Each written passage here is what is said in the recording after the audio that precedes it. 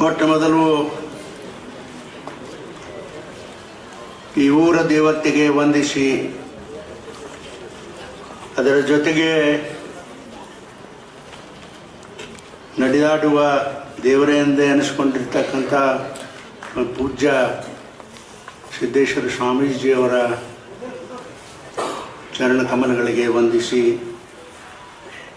ಇವತ್ತಿನ ಈ ಒಂದು ಜಿಲ್ಲಾ ನೂತನ ಪದಾಧಿಕಾರಿಗಳ ಪದಗ್ರಹಣದ ಸಮಾರಂಭ, ಅದರ ಜೊತೆಗೆ ಜಿಲ್ಲಾ ನೂತನ ಪದಾಧಿಕಾರಿಗಳ ಪದಗ್ರಹಣ, ಅದರ ಜೊತೆಗೆ ತಾಲೂಕು ಪದಾಧಿಕಾರಿಗಳ ಅಭಿನಂದನಾ ಸಮಾರಂಭ ಕಾರ್ಯಕ್ರಮದಲ್ಲಿ ನಾನು ಅತ್ಯಂತ ಸಂತೋಷದಿಂದ ಭಾಗಿಯಾಗಿ ಪರಮಪೂಜ್ಯ ಸಿದ್ದೇಶ್ವರ ಸ್ವಾಮೀಜಿಯವರ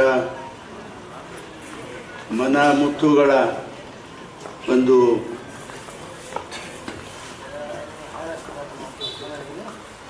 ಬುಕ್ಕನ್ನು ಕೂಡ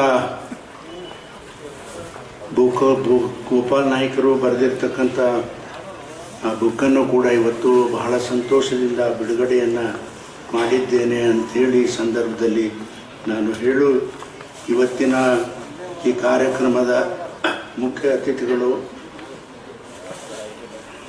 ಆಗಿರ್ತಕ್ಕಂಥ ಬಹಳ ಜನ ಮಿತ್ರರು ಇಲ್ಲಿ ಬರಬೇಕಾಗಿತ್ತು, ಬಂದಿಲ್ಲ, ಇರಲಿ. ಆದರೆ ಇವತ್ತು ಈ ಕಾರ್ಯಕ್ರಮದಲ್ಲಿ ಆಶಯ ನುಡಿ ರಾಜ್ಯ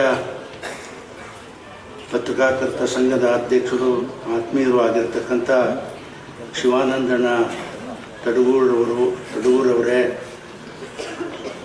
ನಿಮ್ಮೆಲ್ಲರಿಗೆ ಪ್ರಮಾಣ ವಚನವನ್ನು ಮಾಡಿಸಿರ್ತಕ್ಕಂಥ ಶ್ರೀ ಸಹೋದರ ಲೋಕೇಶಣ್ಣ ಅವರೇ, ಪುಂಡಲೀಕ ಬಾಳೋಜಿ ಅವರೇ, ಈ ಒಂದು ನನ್ನ ನಿಜವಾಗಿ ಇವತ್ತು ಬಹಳ ಸಂತೋಷ ಆಗ್ಯದ.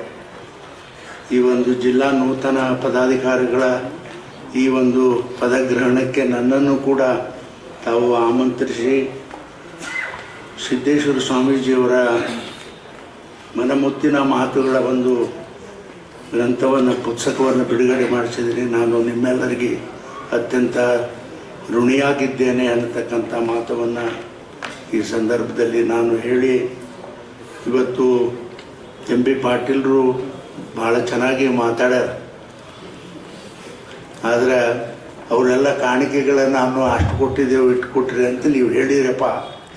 ನಾನು ನಮ್ಮ ಅಧ್ಯಕ್ಷರಿಗೆ ಹೇಳಿದೆ, ಪುಣ್ಯಪುತ್ರ ನಾ ಪುಕಟ್ ಗಿರಾಕಿ, ನನ್ನ ಜೀವನದಲ್ಲಿ ಒಂದು ಸಾಲಿ ಕಟ್ಟಲಿಲ್ಲ, ಒಂದು ಜೀವನದಲ್ಲಿ ಅಂಗಡಿ ನಡೆಸಲಿಲ್ಲ, ಒಂದು ಜೀವನದಲ್ಲಿ ಯಾವುದಕ್ಕೂ ಕೂಡ ನಾನು ಚೇರ್ಮನ್ ಆಗಿರಲಿಲ್ಲ.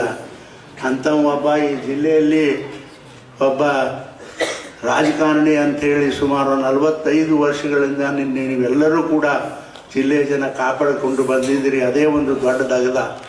ನಾನು ಯಾವುದೂ ಕೂಡ ಈ ಒಂದು ಸಂಘಕ್ಕೆ ವೈಯಕ್ತಿಕವಾದಂಥ ಕೊಡಲಿಕ್ಕೆ ನನಗೆ ಸಾಧ್ಯ ಆಗೋದಿಲ್ಲ ಅನ್ನತಕ್ಕಂಥ ಮಾತನ್ನು ಕೂಡ ಈ ಸಂದರ್ಭದಲ್ಲಿ ಹೇಳಿ, ಆದರೆ ಎಂ ಬಿ ಪಾಟೀಲ್ ಸಾಹೇಬರು ಭಾಳ ಒತ್ತಾಯ ಮಾಡಿ ಹೇಳ್ಯಾರ, ಕಟ್ಟಡಕ್ಕೆ ಒಂದಿಷ್ಟು ಹಣ ಕೊಡಬೇಕು ಅಂಥೇಳಿ.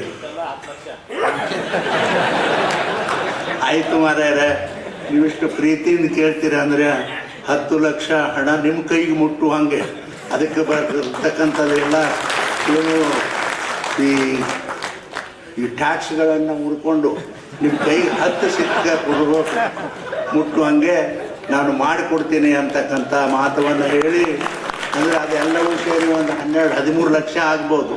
ಆ ಎಲ್ಲನೂ ಕೂಡ ನಾನು ಒಂದೇ ಸಲ ಕೊಡ್ತೀನಿ ಅಂತಕ್ಕಂಥ ಮಾತವನ್ನು ಕೂಡ ಈ ಸಂದರ್ಭದಲ್ಲಿ ಹೇಳಿ, ಯಾಕಂತಂದರೆ ಎಂ ಬಿ ಪಾಟೀಲರು ನಮ್ಮದು ರಾಜಕಾರಣ ಸಂಬಂಧ ಇಲ್ಲ, ಆ ಮನೆತನದ ಸಂಬಂಧ, ಅವರ ತಂದೆಯ ಸಂಬಂಧ. ಇವತ್ತಿಗೂ ಕೂಡ ಅವರ ಮನಸ್ಸಿನಲ್ಲಿ ಅವರ ತಂದೆಯವರನ್ನು ಅವರು ಹೇಳಿರ್ತಕ್ಕಂಥ ಮಾತುಗಳನ್ನು ಇವತ್ತಿಗೂ ಕೂಡ ನಾನು ಮನಸ್ಸಿನಲ್ಲಿ ಇಟ್ಕೊಂಡು ನಾನು ಬಂದಿದ್ದೀನಿ ಅಂತಕ್ಕಂಥ ಮಾತವನ್ನು ಹೇಳಿ, ಮುಂದಿನ ದಿನಮಾನಗಳಲ್ಲಿ ಕೂಡ ಅವರ ಒಂದು ರಾಜಕಾರಣ ನಮ್ದು ಏನೇ ಇರಲಿ, ಅವ್ರ ಪಾಲಿಗೆ ಅವ್ರು ರಾಜಕಾರಣ ಮಾಡ್ತಾರೆ, ನಮ್ಮ ಪಾಲಿಗೆ ನಾವು ರಾಜಕಾರಣ ಮಾಡ್ತೇವೆ.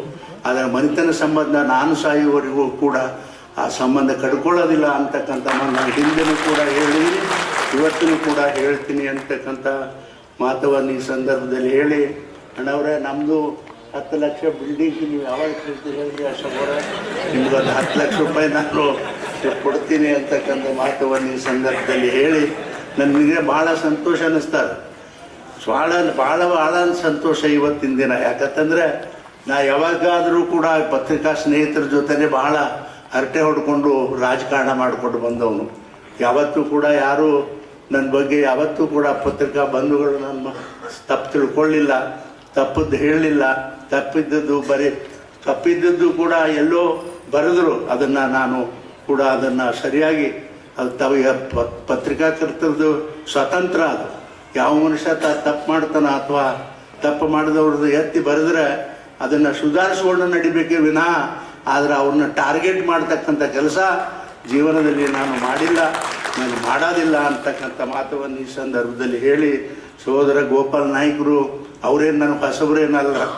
ಸುಮಾರು ನಾವು ಇಬ್ಬರು ಜೊತೆಯಾಗಿ ಓದಿದವರು, ನಾನು ಗೋಪಾಲ್ ನಾಯ್ಕರು ಇಬ್ಬರು ಒಂದೇ ಶಾಲೆಯಲ್ಲಿ ಕಲ್ತಕ್ಕಂಥ ವಿದ್ಯಾರ್ಥಿಗಳಾಗಿ ಕಲಿತವರು. ನಾವು ಅವತ್ತಿನಿಂದ ನಾವು ಆ ಒಳ್ಳೆಯ ಸಂಬಂಧವನ್ನು ಇಟ್ಕೊಂಡು ಇವತ್ತಿಗೂ ಕೂಡ ಅದಿದೆವು ಅಂತಕ್ಕಂಥ ಮಾತಾ ಅಧ್ಯಕ್ಷರ ಸಾಹೇಬ್ರ ಮುಂದೆ ಇವತ್ತು ನಾನು ಹೇಳಿ, ನೀವು ಏನೇ ಇರಲಿ, ಬರೀ ಇವತ್ತು ಕಟ್ಟಡದ ಕೆಲಸ ಅಷ್ಟೇ ಅಲ್ಲ, ಏನೇ ನಿಮ್ಮ ಸಂಘದ ಕೆಲಸ ಇರಲಿ, ನಾನು ಅತ್ಯಂತ ಪ್ರಾಮಾಣಿಕನಾಗಿ ಮಾಡಲಿಕ್ಕೆ ತಯಾರಾದೀನಿ ಅಂತಕ್ಕಂಥ ಮಾತನ್ನು ಹೇಳಿ, ಇನ್ನೆಲ್ಲರಿಗೂ ನಮ್ಮ ಅಧ್ಯಕ್ಷರಿಗೆ ಕಾರ್ಯದರ್ಶಿಗಳಿಗೆ ವಂದಿಸಿ ನಾನು 2 ಮಾತು ಮುಗಿಸ್ತೀನಿ.